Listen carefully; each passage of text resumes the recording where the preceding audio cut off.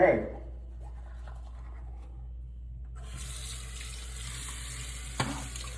Sorry about that. As I get older, looks start to fade. My face isn't as defined. There's wrinkles. My eyebrows, like all of this stuff starts to fade. My body, the shape of it. Obviously, I could work out more. I could probably eat better.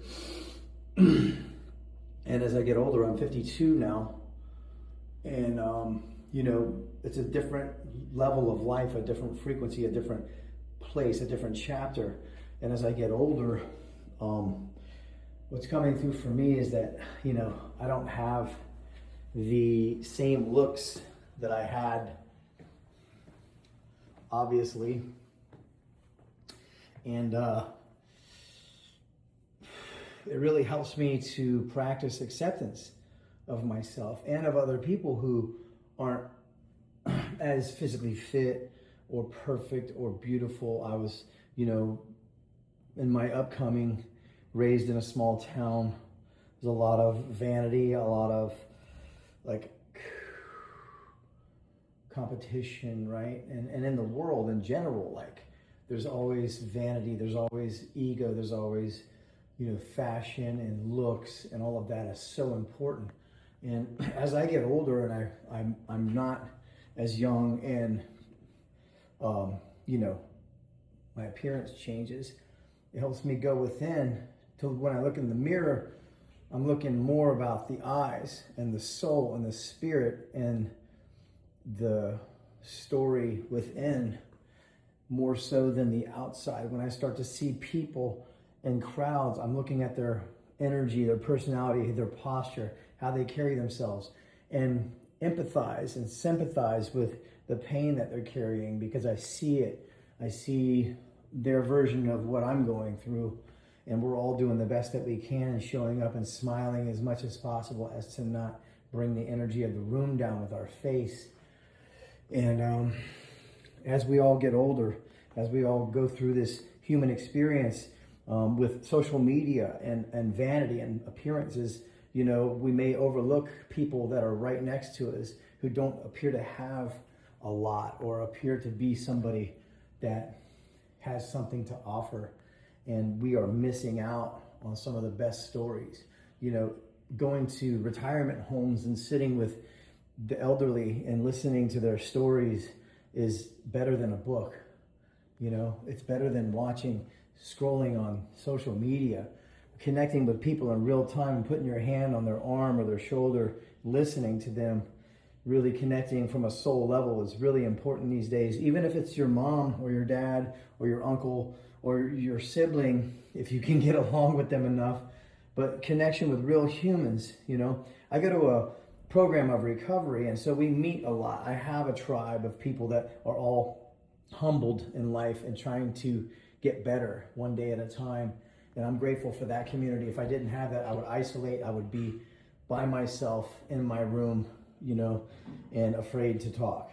And throughout those meetings and that journey, I've learned how to speak up and how to express myself, because I'm very insecure, very introverted. I'm a musician, and my show is on the stage. I'm not afraid of the stage. I'm not afraid of performing for an audience, but off of the stage, I'm not charismatic and all of these characteristics of people that I see that are successful at that. And so it's one more part of my story as I look in my eyes, the acceptance of who I am as I get older, and my looks start to fade, my beard starts to gray, and I got a belly, and I'm not exercising regularly because I travel so much, and the eating on the road is really difficult, and all of these factors that go into my current presentation as I stand in front of the mirror. But more importantly, just to be able to look at myself in the face and the eye, scan my whole body, and accept this meat suit, this human spaceship for what it is, not micromanaging every vitiligo tattoo from God. I'm not perfect. I'm not a GQ model. I'm not this specimen of a human that you can put clothes on and sell. And so as I get older, and my friends get older, my family gets older, and as we gracefully step into these later years with the lines that tell the stories, the map on my face, you know, the gaps in my teeth, you know, everything else, the acceptance of this imperfection and its uniqueness is really important. To show up, to smile, to do my job, to be confident enough, not overconfident, but confident enough to add something, to bring something of value to the room and to other people. And it's something I've always struggled with, low self-esteem, depression, and I just want to confess that to you. I'm not perfect. My life story is all full of challenges. I could go deeper into that, but we all have our own story of that. But to be able to stand today at 52 in front of the mirror in my current natural state and natural weight and still be able to say, hey, I've got some value to bring to the world.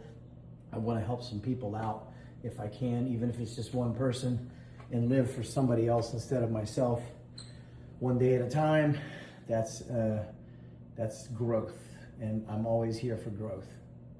Hope that helps you understand what you're dealing with when you encounter me, because I do love connection. I love connection through music and through stories and sitting down and listening to somebody, and I love interviewing people. I have a podcast. I don't share it. I don't publish a lot of stuff. I keep things in private mode on Facebook. I have my newsfeed is full of amazing things. I don't share most of it. I don't share most of my life. I don't boast. I don't want to make people jealous. I don't want to draw attention to myself. I'm not a millionaire. I'm not trying to be a public figure. I just happen to be a professional musician who has been playing a long time, and you know, that comes with the territory. But I didn't sign up for a lot of it. So I keep a lot to myself, and there's more to be revealed as I feel comfortable revealing.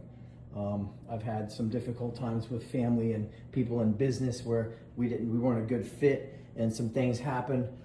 I won't go into that, but it definitely shook me, made me learn a lot of hard lessons about friends and family and how that works. So I've been humbled by those situations, but I alchemize those into growth, into more ways I can show up for other people, because I've experienced that.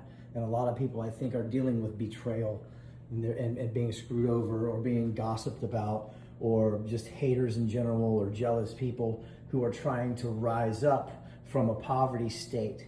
And it's very discouraging when you hesitate to share something that might benefit somebody, but you think, oh, I don't want to make anybody jealous.